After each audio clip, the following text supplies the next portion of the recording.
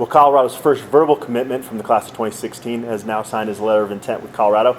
Sam Noyer, a quarterback from Beaverton High School in Oregon, a Brian Lindgren recruit. 3 offers total. Colorado was his lone power conference opportunity. My word for him is well-rounded. This is a guy, you watch him on film, he moves pretty well. He's got a decent arm. He's pretty accurate. He makes pretty good decisions, but he's not elite in any of those categories.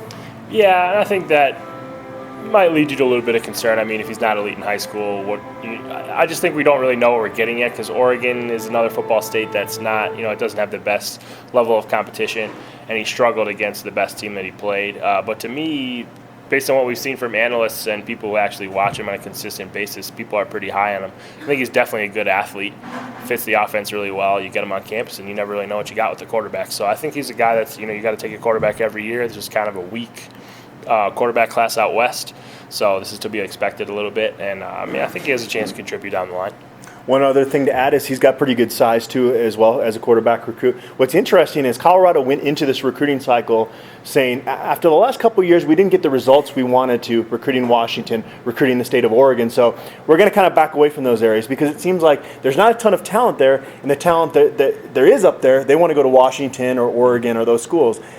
It's just kind of ironic that's the year then all of a sudden they find their quarterback up in the Pacific Northwest. Yeah, definitely. It's one of those things that, recruiting is it's a different ballgame every single year. It's so funny. There's so many stories like that where you just find these kids in the most random ways, and that's how it worked out this year. It'll be interesting to see if they decide to go back into Oregon next year, or if they still plan to move on to more southern states. All right, Sam Noyer, officially a Buff.